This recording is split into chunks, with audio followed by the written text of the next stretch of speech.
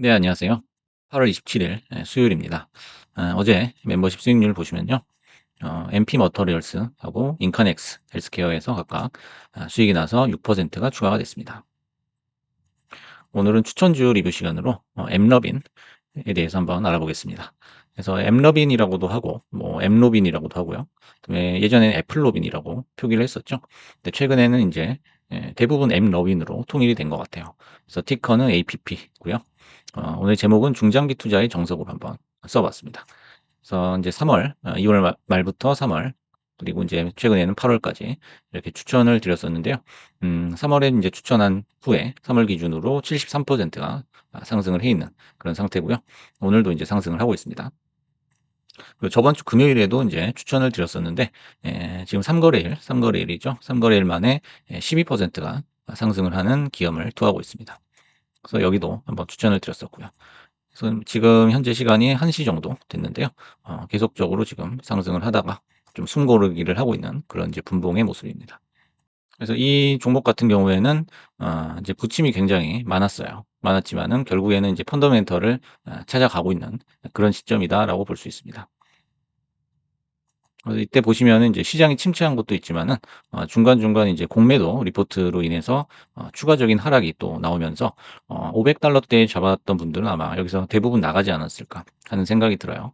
그래서 공매도 보고서 그다음에 고평가 논란, 그다음에 광고 부정 논란 등으로 인해서 $520 하던 주가가 $200까지 곤두박질 치는 그런 경험을 했죠. 그래서 이제 엠러빈 같은 경우에는 AI 기반 광고 플랫폼 업체입니다. 그래서 이제 종목의 성격상 분류를 해보자면 메타라든지 레딧 요런 이제 종목들하고 같은 그룹에 묶일 수가 있다라는 거죠. 그래서 이제 여러분들이 M7을 이어서 대세가 될 만한 종목은 뭐가 있겠느냐 이런 거에 대해서 굉장히 이제 궁금해하실 텐데요. 제가 봤을 때 시장을 주도할 AI 소프트웨어 그리고 플랫폼 주식을 꼽는다면은 팔란티어나 엠로빈 그리고 레딧 이런 것들을 꼽을 수 있겠다라는 거죠. 그래서 인제 엠러빈 같은 경우에는 매출이 꾸준히 증가를 하고 있고 또 인제 23 년에는 흑자 전환을 했죠. 그리고 흑자 전환 이후에도 꾸준히 수익을 내면서 그 수익이 증가를 하고 있는 모습입니다. 재무제표를 잠깐 확인해 보겠습니다.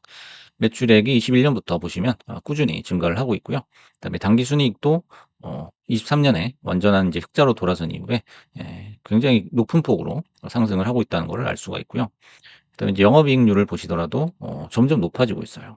그래서 영업이익이 높아지는 경우는 많이 볼 수 있지만 이 영업이익률, 순이익률이 이런 식으로 높아지는 경우는 정말 정말 흔치가 않죠. 그래서 인제 뭐 굉장히 각광받고 있는 그런 기업이라고 볼 수가 있어요. 그래서 요 3 가지 요소가 우리가 인제 재물을 보고 투자할 때 체크해야 될 3 요소다. 요렇게 볼 수가 있습니다. 이제 다시 한번 보시자면 매출 증가, 그다음에 흑자 전환, 그다음에 흑전 후에 수익 증가 요 3 가지죠. 그래서 요런 주식들은 사실상 아 상승할 수밖에 없는 주식이다. 요렇게 설명을 할 수가 있겠습니다. 그럼 인제 엠러빈이 5 개월 동안 무슨 일이 있었는지 한번 차트를 통해서 천천히 설명을 해 보겠습니다. 차트가 좀 복잡한데요. 하나씩 설명을 해 보겠습니다. 그래서 인제 엄청난 갭을 한번 띄웠었죠, 2월 달에. 그래서 어닝 서프라이즈가 났습니다. 그래서 인제 이 당시에도 100 조를 훌쩍 넘는 그런 이제 대형주에 속하죠. 하지만 이제 30%의 어떤 갭 상승이 나왔기 때문에 과매수라고 할 수 있어요. 그래서 엄청난 또 음봉이 나왔었고요. 그리고 인제 공매도의 표적이 됐습니다, 이때서부터. 그래서 인제 쭉 내려오는 이 과정은 2월 중순부터 4월 초까지인데요. 인제 관세로 인한 시장 전체 침체가 있었죠. 그래서 요게 가장 첫 번째 이유가 되겠고요. 그래서 내려오는 도중에 인제 공매도 리포트가 발간이 됐죠. 이제 컬퍼 리서치, 퍼지팬더 리서치 요런 데서 메타의 데이터를 뭐 도용을 했다. 가져다 썼다. 요런 걸로 공매도를 한번 때립니다. 그래서 주가가 추가적으로 하락을 했고요. 하지만 인제 자사주 매입 뉴스가 나오면서 상승을 해 줬다라는 거죠. 하지만 인제 자세히 보시면요. 3월 초에 이렇게 반등을 보여줍니다.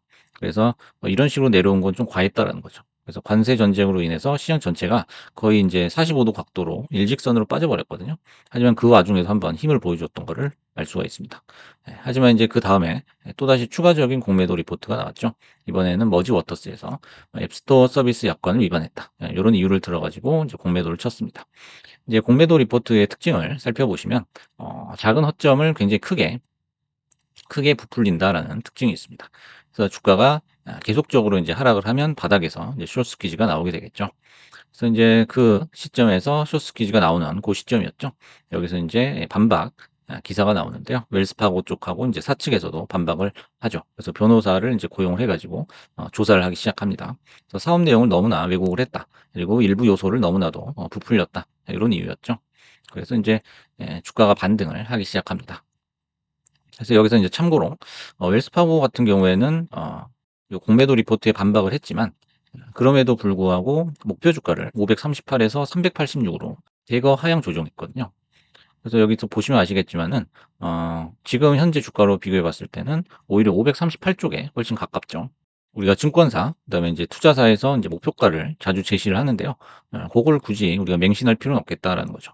그리고 인제 증권사 입장에서도 답을 고치면 틀리는 경우가 많아요, 이게. 답을 고치면 틀리는 경우가 많죠. 예, 우리 뭐 개인 투자자도 마찬가지고요. 그래서 한번 중장기 투자를 할 때는 한 번 정한 목표가를 쉽게 고쳐서는 안 된다라는 겁니다. 그리고 그 이후에도 인제 뭐 모건 스탠리라든지 요런 데서 목표가 상향 리포트가 스물스물 기어 나옵니다. 그러면서 주가가 제자리를 찾아가는 모습을 보여줬죠. 그리고 이때는 인제 관세 이슈가 해소가 되면서 시장 전체적으로 또 상승 탄력을 받았고요. 하지만 인제 400 초반까지 올라오자마자 다시 또 하락을 하기 시작합니다. 하지만 또 60 일선에서 지지를 해 주고요. 그리고 인제 최근에는 이제 8월 초에 어닝 서프라이즈가 또 나왔어요. 하지만 또 시간 외에 또 급락이 나오는 또 알 수 없는 장대 음봉이 나왔었죠. 하지만 이내 또 상향 리포트가 나오면서 상승을 또 하기 시작합니다. 그래서 인제 이때 당시에 아마 16% 까지 장중에 상승했던 걸로 기억을 하는데요. 그리고 그 얼마 안 가서 일 주일도 안 돼서 또 CEO 주식 매도 기사가 나오면서 또 하락을 했습니다. 네, 하지만 다시 또 21 선을 타고 상승을 하고 있는 그런 모습이고요. 여기 보시면 인제 이평선을 완전히 뚫고 4 가지 이평선이 있는데요. 요 4 가지 이평선보다 캔들이 위에 있는 거, 요 구간을 인제 오프쇼의 추입 구간이다라고 할 수가 있겠죠. 그래서 지금 5번 연속 이렇게 양봉이 나오면서 상승을 하고 있는 전고점 돌파를 앞두고 있는 모습이다라는 거죠. 이번 이제 매매를 통해서 교훈을 한 4 가지 정도로 정리를 해 봤습니다. 그래서 첫 번째는 우리가 중장기 투자를 생각할 때는 적어도 2-3번 정도의 마음고생을 하게 된다는 거예요. 그래서 뭐 중장기 투자에 대해서 각자 생각하는 기준이 좀 다르겠지만요. 저 같은 경우에는 개인적으로 한 3 개월에서 6 개월 정도를 중장기 투자로 보고 있어요. 그래서 기본 20-30% 정도의 하락을 염두에 두고 매수를 시작해야 된다는 거죠. 예, 그래야지만 우리가 50% 이상의 수익이 발생할 때까지 버틸 수가 있다는 거예요. 그리고 두 번째는 오프쇼 구간의 돌파가 힘이 있다면 하루 이틀은 더 먹을 수 있다라는 거죠. 그래서 아까 그림에서 보셨듯이 모든 이평선을 뚫고 올라가는 것은 이유가 있다라는 거예요. 그래서 대형주든 소형주든 예외 없이 시세가 나오는 구간이다라는 거죠. 그래서 오프쇼인데 왜 안 가지? 하면은 이제 한 뭐 하루 이틀 지나면은 높은 확률로 돌파를 하게 된다는 거죠. 그다음에 세 번째는 이제 펀더멘털이 좋은 주식은 악재가 오히려 기회다라는 거예요. 그래서 아까 말씀드렸듯이 세 가지 요소를 갖추고 있죠. 그래서 펀더멘털 자체가 매우 좋다라고 볼 수 있는데요. 공매도 리포트에서 애써서 단점을 찾아내서 가격을 이렇게 후려친다면은 그 왜곡된 가격의 매수 타점을 오히려 역이용해서 공략할 필요가 있다라는 거죠. 네, 마지막으로 네 번째는 흑전 종목이 안 가는 경우는 거의 없다라는 거예요. 그래서 우리가 좋은 주식을 찾을 때 가장 첫 번째 조건은 뭐니 뭐니 해도 이제 흑자 전환 종목이 아닌가 하는 생각이 들어요. 그래서 흑자 전환이라는 거는 주식 시장에서 가장 각광받는 그런 모멘텀이다. 요렇게 얘기를 해볼 수 있겠습니다. 그래서 오늘 이 시간에는 추천주 리뷰 시간으로 엠러빈이 5개월 동안 가진 고생을 하다가 결국에는 이제 제자리를 찾아가는 그런 과정에 대해서 설명을 해 드렸습니다. 감사합니다.